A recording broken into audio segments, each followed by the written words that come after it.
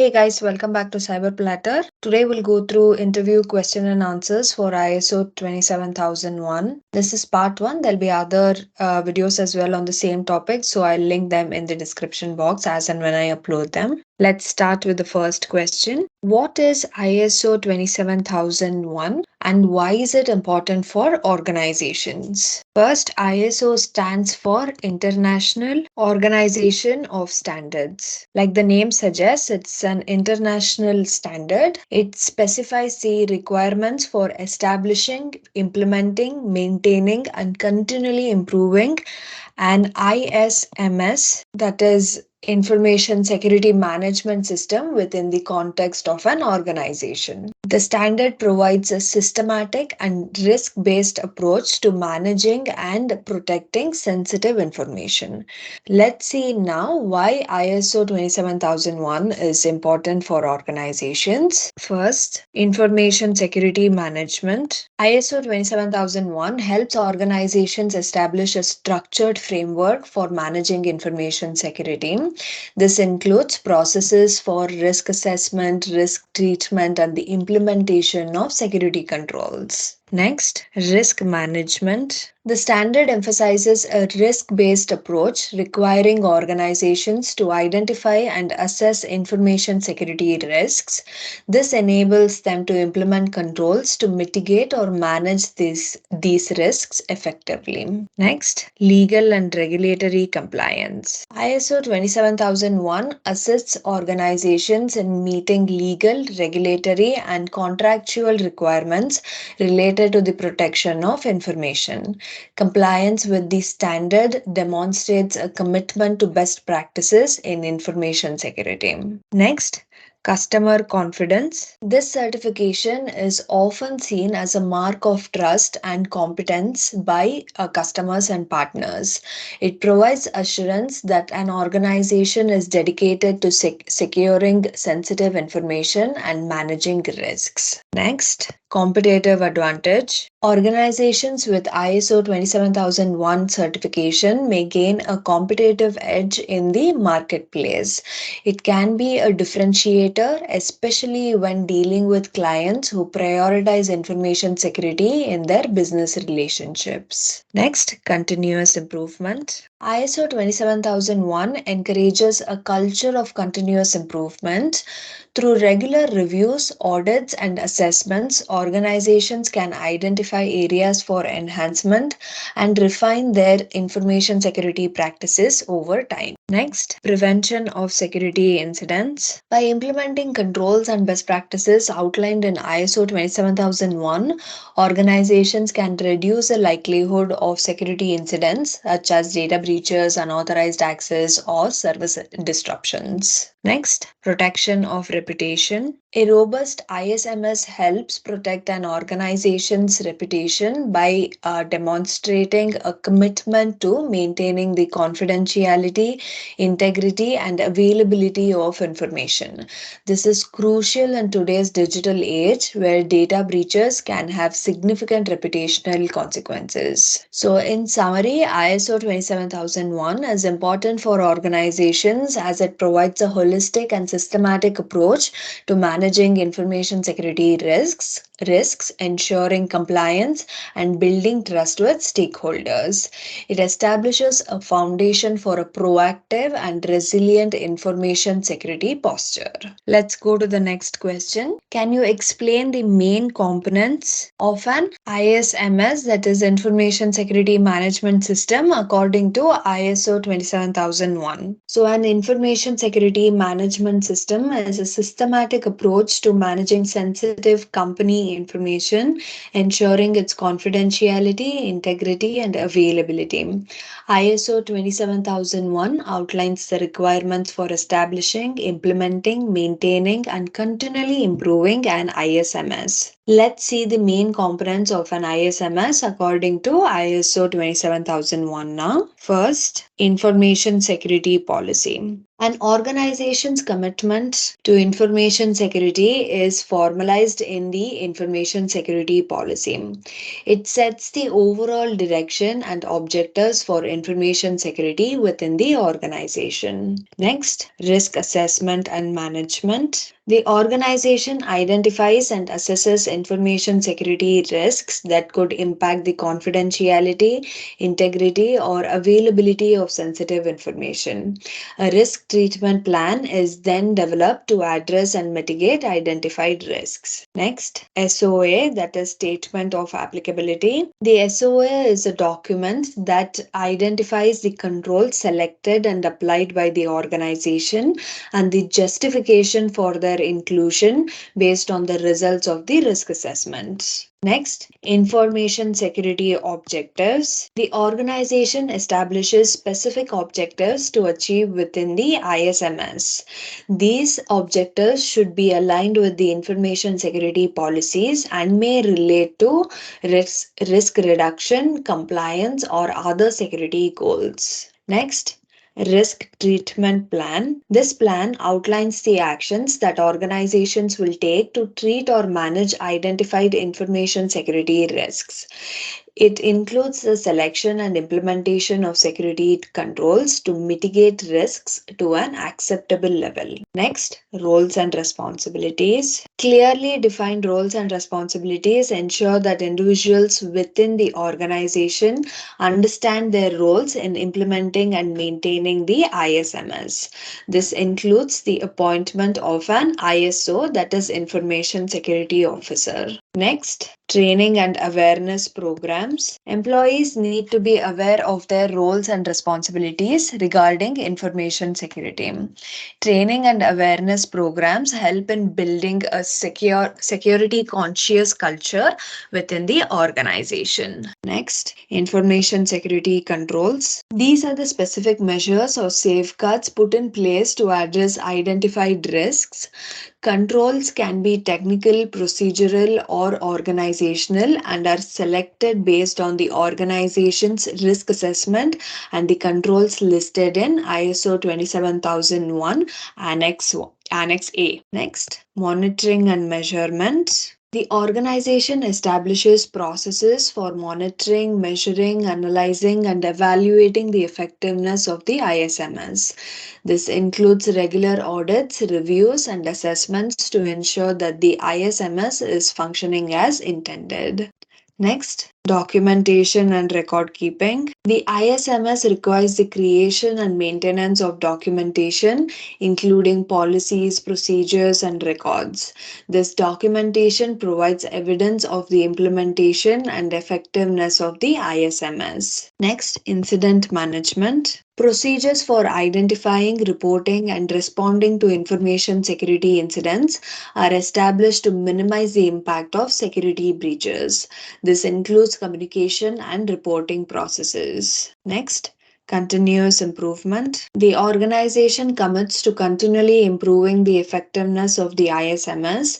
Regular reviews, audits, and assessments help identify areas for improvement, ensuring the ISMS remains effective over time. So, by integrating these components, organizations can establish a robust ISMS that effectively manages information security risks and aligns with the principles outlined in ISO 27001. So, whenever you are asked an interview question, you don't have to give such a lengthy answer, but it is important to know these stuff. You never know what questions are asked in the interviews. That's why I cover more. Let's go to the next question. How does ISO 27001 address risk management in the context of information security? So ISO 27001 addresses risk management in the context of information security by providing a systematic and structured approach to identifying, assessing, and managing risks to ensure the confidentiality,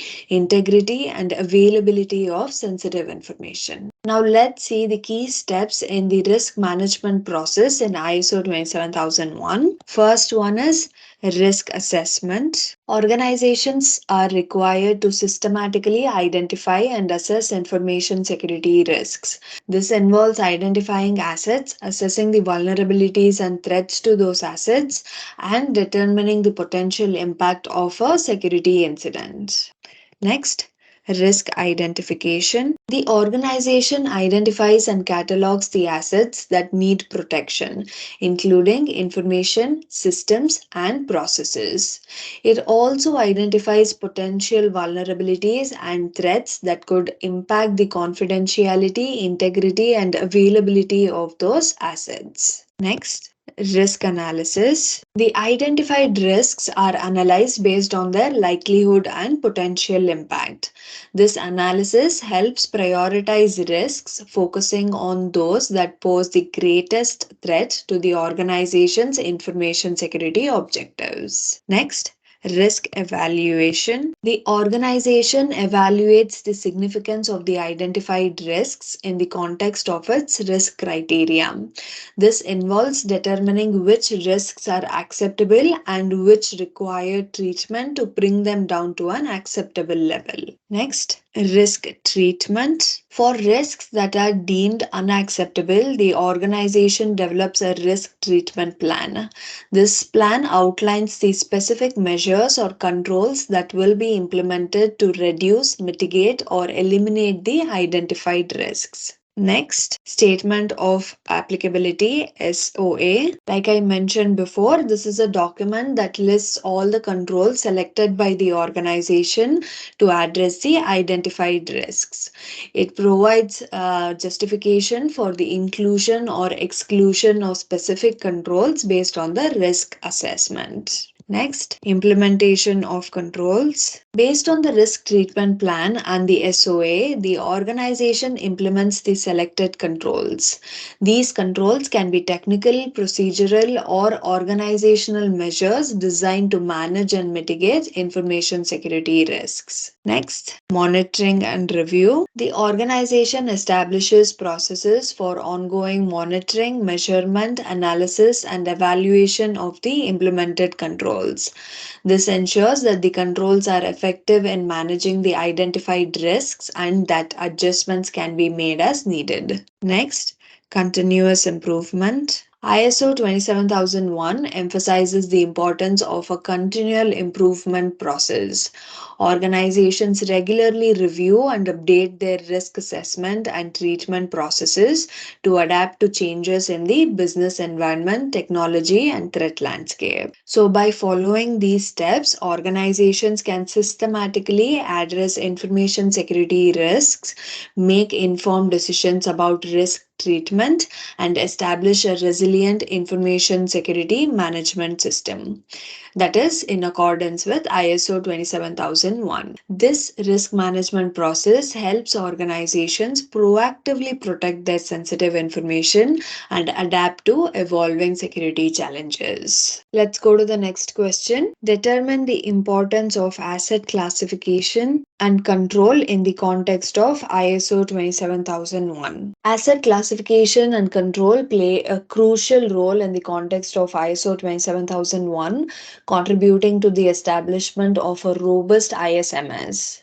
Let's see some of the key reasons why asset classification and control are important within the framework of ISO 27001. First, identification and prioritization. Asset classification helps in the identification and categorization of information assets based on their value, sensitivity, and criticality to the organization.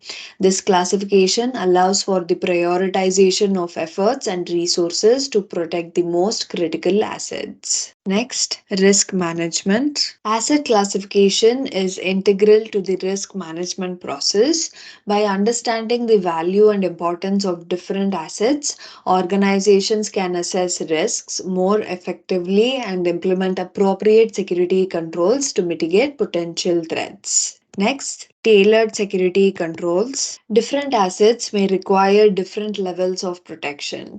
Asset classification enables organizations to apply tailored security controls based on the classification level of each asset. This ensures that security measures are proportional to the value and sensitivity of the information. Next, access control and authorization. Asset classification assists in defining access controls and authorization levels. Highly classified assets may have stricter access controls, ensuring that only authorized personnel have access to sensitive information, thereby reducing the risk of unauthorized disclosure. Next, data handling and storage. Classified assets often have specific requirements for handling, storage, and transmission.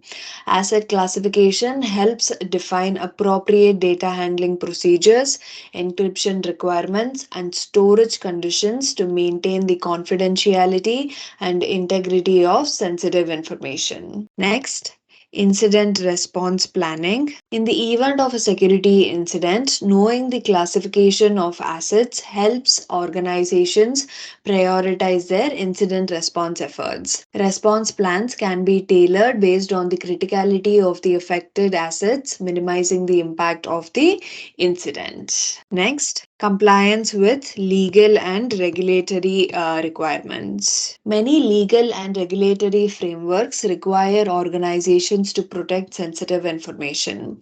Asset classification assists in aligning security measures with these requirements, ensuring compliance and reducing the risk of legal consequences. Next, resource allocation. Asset classification allows organizations to allocate resources efficiently by focusing on protecting high value assets. This strategic allocation ensures that limited resources are directed towards securing the most critical aspects of the business. Next, third party management. When collaborating with external parties, asset classification helps in clearly communicating the sensitivity of information being shared. This facilitates the establishment of appropriate contractual agreements and security measures with third parties. Next, security awareness. Asset classification contributes to security awareness within the organization. Employees become more aware of the significance of different types of information, promoting a culture of responsibility and vigilance in handling classified assets. So, in summary, asset classification and control are fundamental elements of ISO 27001, providing a structured approach to managing information security risks. By understanding the importance of different assets and applying tailored controls, organizations can enhance their overall information security posture and compliance with ISO 27001 standards. Let's go to the next question. What are the key differences between ISO 27001 and ISO 27002? ISO 27001 and 27002 are related standards that complement each other within the broader context of information security management. Let's see some of the key differences between them now. ISO 27001 specified the requirements for establishing, implementing, maintaining, and continually improving an ISMS, that is Information Security Management System. ISO 27002 provides guidelines and best practices for implementing controls within the framework of ISO 27001. It serves as a code of practice for information security management. ISO 27001 focuses on the establishment and maintenance of the ISMS, emphasizing on the management systems requirements, risk assessment, and the selection and implementation of controls. ISO 27002 focuses on specific security controls and provides detailed guidance on implementing these controls. It covers a wide range of security topics, including access control, cryptography, incident management, and more. Next, ISO 27001 is a normative standard, meaning it provides specific requirements that organizations must follow to achieve certification. That is, it is mandatory. ISO 27002 is a non-normative standard, meaning it offers guidance and recommendations but does not provide mandatory requirements. Organizations can choose which controls to implement based on their specific needs. Next, ISO 27001 provides the basis for certification. Organizations can undergo a certification process to demonstrate their compliance with the standard. ISO 27002 does not provide a basis for certification on its own. It is used in conjunction with ISO 27001 for implementing controls within a certified ISMS. Next, ISO 27001 follows the Annex SL structure common to other ISO management system standards. It includes clauses on context, leadership, planning, support, operation, performance evaluation, and improvement. ISO 27002 is organized around information security controls. It provides an extensive list of controls grouped into various categories such as information security policies, in organization of information security, human resource security, etc.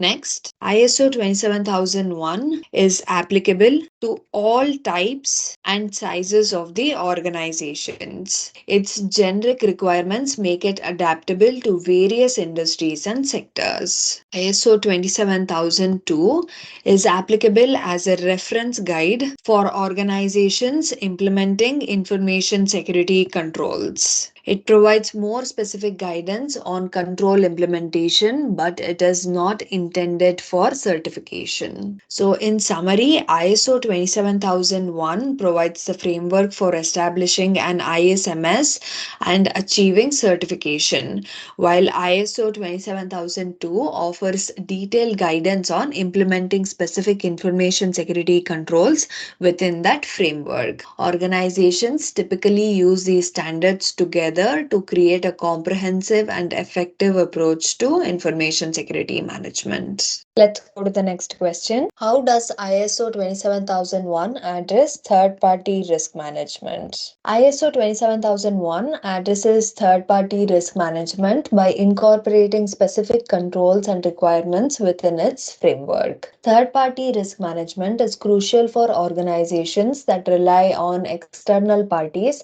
such as vendors, suppliers, or service providers to ensure the security of information and maintain the integrity of the information security management system. Now let's see how ISO 27001 addresses third-party risk management. First, clause 4.2, understanding the needs and expectations of interested parties. So ISO 27001 requires organizations to identify interested parties, which can include third parties. Understanding their needs and expectations is essential for establishing appropriate controls and managing associated risks. Next, clause 6.1.3, information security risk assessment. During the risk assessment process, organizations must consider the risks introduced by third parties. This involves evaluating potential vulnerabilities and threats arising from interactions with external entities. Next, clause 6.1.4, information security risk treatment. Organizations are required to develop a risk treatment plan that includes measures for treating risks associated with third-party interactions. This may involve the implementation of specific controls to mitigate third-party risks. Next, clause 7.1.3, awareness. ISO 27001 emphasizes the importance of raising awareness among employees and relevant stakeholders about the risks associated with third-party interactions.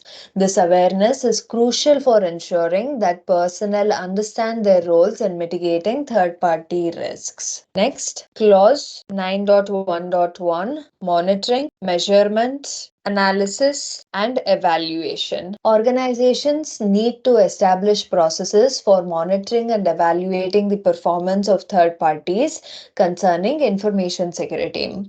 This includes regular assessments and audits to ensure compliance with security requirements. Next, Clause 9.2 Internal Audit. Internal audit should include the examination of third party relationships, assessing the effectiveness of controls in place, and identifying areas for improvement or corrective actions. Next, Clause 10.2 Non-conformity and corrective action. In case of non-conformities related to third-party interactions, organizations must take corrective action to address the issues and prevent a recurrence. This contributes to continuous improvement and third-party risk management. Next, Annex A, Control A.15, Supplier relationships. This specifically addresses supplier relationships. It includes controls related to information security in supplier agreement and the monitoring of supplier performance. Next, Annex A, Control A.15.1.1, Information Security Policy for supplier relationships. This control emphasizes the need for organizations to define and communicate information security requirements for suppliers, ensuring alignment with the organization security policy. Next, Annex A, Control A.15.1.2, Addressing Security with Supplier Agreements. This control requires organizations to include specific security requirements in contracts or agreements with suppliers, outlining expectations and responsibilities regarding information security. Next, Annex A, Control A.15.1.3, Information and Communication Technology Supply Chain. This control focuses on managing security risks associated with the information and communication technology supply chain, considering aspects such as the integrity of hardware, software, and services. So, by integrating these controls and considerations, ISO 27001 provides a structured approach for organizations to identify, assess, and manage third-party risks effectively. It emphasizes the importance of collaboration, communication, and ongoing monitoring to ensure the security of information in external relationships. Let's go to the next question. How does ISO 27001 address incident management and response? ISO 27001 addresses incident management and response through a set of controls and requirements outlined in its framework. The goal is to help organizations establish effective processes for identifying, responding to, and managing information security incidents. Now let's see how ISO 27001 addresses incident management and response. First, Clause 6.1.1 Actions to address risks and opportunities. Organizations are required to plan and implement actions to address information security risks and opportunities, including those related to incident management.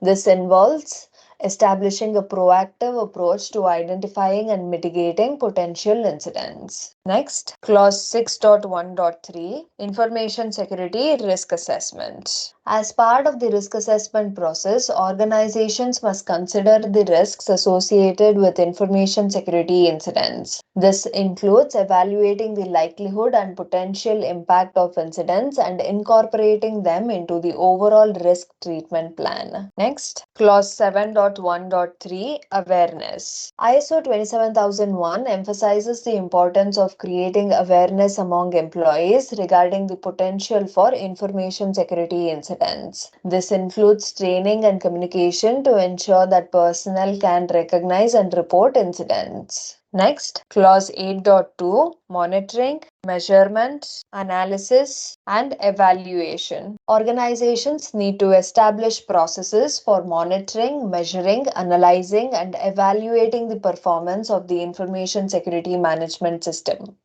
This includes monitoring for incidents and assessing the effectiveness of incident response measures. Next, Clause 8.4 Control of non-conforming information security events. This clause requires organizations to establish controls for identifying and responding to non-conforming information security events.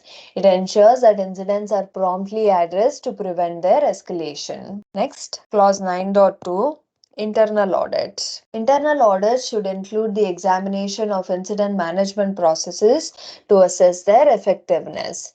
This helps identify areas for improvement and ensures that incident response capabilities are regularly reviewed. Next, clause 10.1, continual improvement. ISO 27001 emphasizes a culture of continual improvement.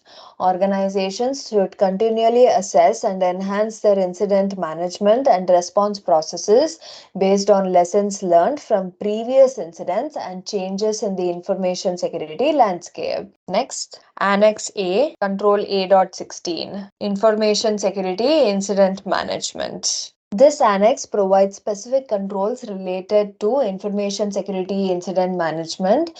It includes controls for reporting incidents, establishing response procedures, learning from incidents, and communicating with relevant parties. Under this, Control A.16.1, Management of information security incidents and improvements. This control outlines the overall management process for information security incidents, including incident detection, reporting, response, and improvements based on lessons learned. Next, A.16.2, Reporting information security events. This requires organizations to have a formal process for reporting information security events and weaknesses, ensuring that incidents are promptly communicated to the relevant parties. Next, A.16.3, Reporting information security weaknesses. This specifies the need for reporting information security weaknesses, allowing organizations to address vulnerabilities before they lead to incidents. Next, A.16.4, Response to information security incidents. This establishes controls for reporting to information security incidents, including defining roles and responsibilities, coordinating response efforts, and communicating with relevant stakeholders. Next, A.16.5, Learning from information security incidents. This encourages organizations to learn from incidents by conducting post-incident reviews and applying lessons learned to enhance incident response capabilities. So, by incorporating these controls and requirements, ISO 27001 provides a comprehensive framework for organizations to establish, implement, and continually improve their incident management and response capabilities. This helps mitigate the impact of information security incidents. Let's go to the next question. Explain the importance of information security policies in the context of ISO 27001. What should these policies typically include? Information security policies are of utmost significance in the context of ISO 27001 as they form the foundation for establishing and maintaining an effective ISMS. First, let's talk about the importance of information security policies in ISO 27001. First, framework for ISMS. Policies provide the framework for the ISMS by defining the organization's approach to managing information security. They set the stage for implementing controls and processes in line with ISO 27001 requirements. Next, management commitment. Policies demonstrate top management's commitment to information security.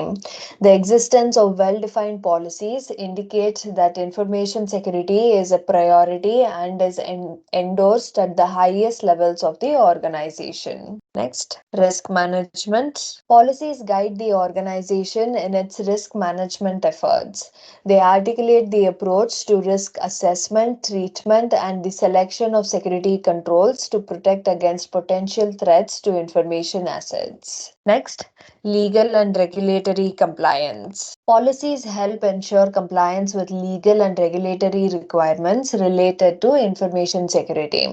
By aligning policies with external standards, organizations can demonstrate conformity during audits and certifications. Next, communication and awareness. Policies facilitate communication of information security objectives and expectations across the organization. They contribute to creating awareness among employees, ensuring that everyone understands their roles and responsibilities in maintaining security. Next, consistency and standardization. Policies promote consistency and standardization in information security practices. They provide a common set of guidelines that can be applied consistently throughout the organization, reducing the risk of confusion and ambiguity. Next, incident response and reporting. Policies outline procedures for incident response and reporting. They guide employees on how to identify, report, and respond to security incidents, contributing to a swift and effective resolution of issues. Next, access control and user responsibilities. Policies define principles and rules related to access control, authentication, and authorization. They specify user responsibilities and acceptable use of information assets, promoting secure behavior. So this talks about the importance. Now let's talk about the typical contents of information security policies according to ISO 27001. So ISO 27001 does not prescribe specific content for information security policies but provides a framework for establishing them. However, based on best practices and common requirements, let's see what is the typical content of information security policy. First, information security policy statement. A statement expressing the organization's commitment to information security. Next, scope of the ISMS, that is defining the boundaries and coverage of the information security management system. Next, InfoSec objectives, that is stating the organization's goals and objectives related to information security. Next, roles and responsibilities, defining the roles and responsibilities of individuals and departments in ensuring information security. Next, risk management approach, describing the organization's approach to identifying, assessing, and managing information security risks. Next, acceptable use of assets, outlining the acceptable use of information assets, including hardware, software, and data. Next, access control policies, defining principles and rules related to user access, authentication, and authorization. Next, data classification and handling, establishing guidelines for classifying and handling sensitive information based on its sensitivity. Next, incident response and reporting, describing the procedures for reporting and responding to information security incidents. Next, business continuity and disaster recovery, outlining the organization's approach to ensuring business continuity and disaster recovery in the event of disruptions. Next, physical security, defining measures and controls related to the physical security of information assets and facilities. Next, supplier and third party security, addressing the organization's expectations and requirements for securing information when dealing with suppliers and third parties. Next, training and awareness, outlining the organization's approach to training and creating awareness about information security among employees. Next, compliance monitoring, describing how the organization monitors and ensures compliance with information security policies. Next, policy review and revision, establishing procedures for periodically reviewing and updating information security policies to ensure relevance. So, by incorporating these elements into information security policies, organizations can align with ISO 27001 requirements. This establishes a robust ISMS and demonstrates a commitment to protecting sensitive information. Let's go to the next question. What are the key objectives objectives of an internal audit for ISO 27001 compliance. First, assessment of conformance. Evaluate the organization's adherence to ISO 27001 requirements, including the information security policy, risk management processes, and implementation of controls. Next, identification of non-conformities. Identify non-conformities, which are instances where the organization's practices do not align with ISO 27001 requirements. Clearly document the nature and severity of each non-conformity. Next, opportunity for improvement. Identify areas where the organization can improve its information security practices beyond mere compliance. Offer constructive suggestions for enhancements. Next, effectiveness of controls. Assess the effectiveness of information security controls and mitigating risks. Determine whether the controls are implemented as intended and whether they achieve the desired outcomes. Next, documentation review. Review the organization's documentation, including policies, procedures, and records, to ensure that it aligns with ISO 27001 requirements and accurately reflects information security practices. Next, personnel awareness. Assess the awareness and understanding of information security practices among personnel. Ensure that employees are knowledgeable about their roles and responsibilities in maintaining information security. Next, feedback and communication. Facilitate effective communication between the audit team and auditees. Encourage feedback and dialogue to enhance mutual understanding and cooperation. Next, continuous improvement. Contribute to the organization's commitment to continuous improvement by identifying opportunities for enhancing information security processes and controls. So these are the objectives of an internal audit for ISO 27001 compliance. Let's go to the next question. Describe the process of conducting an internal audit for ISO 27001 compliance. Conducting an internal audit for ISO 27001 compliance is a crucial aspect of maintaining and improving the effectiveness of an ISMS. Internal audits help organizations assess their adherence to ISO 27001 requirements, identify areas for improvement, and ensure that information security controls are effectively implemented. Now let's see an overview of the process of conducting an internal audit for ISO 27001 compliance. First, establish audit objectives and scope. Define the objectives of the internal audit, considering the organization's context and goals. Determine the scope of the audit, including the processes, functions, and locations to be assessed. Next, select audit team. Assemble a competent and independent audit team with knowledge of information security and ISO 27001 requirements. The team should be objective and free from conflicts of interest with the areas being audited. Next, plan the audit. Develop an audit plan that outlines the audit scope, objectives, criteria, and method. Identify the audit criteria, which are the ISO 27000 requirements and the organization's policies, procedures, and controls. Next, conduct opening meeting. Hold an opening meeting to communicate the purpose and objectives of the audit to the auditees. Provide an overview of the audit process and schedule and address any questions or concerns. Next, collect and review evidence. Gather evidence by reviewing documents, records, and other relevant information. This includes assessing the organization's documentation, procedures, and implementation of information security controls. Next, interview personnel. Conduct interviews with relevant personnel to gain insight into their roles, responsibilities, and awareness of information security practices. Seek input on how controls are implemented and identify any challenges or opportunities for improvement. Next, Evaluate conformance. Evaluate the organization's conformance to ISO 27001 requirements. Compare the observed practices against the established criteria and identify any non-conformities or areas where improvements can be made. Next, document findings. Document the audit findings, including both positive aspects, that is conformities, and areas for improvement, that is non-conformities. Provide clear and objective evidence to support each finding.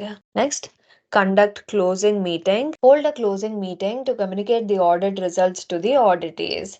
Discuss the findings, answer questions, and clarify any points of concern. Seek feedback from the auditees. Next, prepare audit reports. Prepare a comprehensive audit report that includes the audit objectives, scope, methodology, findings, and recommendations. Clearly document any non-conformities and suggested corrective actions. Next, follow-up and verification. Monitor and follow up on the implementation of corrective actions to address identified nonconformities. Verify the effectiveness of corrective actions through a follow up audit or other means. Next, conduct management review. Present the audit findings to top management during the management review process. This ensures that management is informed about the state of information security and can make informed decisions on improvements. So this is an overview of the process of conducting an internal audit for ISO 27001 compliance. So that's it for today, guys. If you like today's video, don't forget to like, subscribe, and share our videos. That helps us a lot. I will see you in another video with more questions on ISO 27000. Until then, take care of yourselves. Bye bye.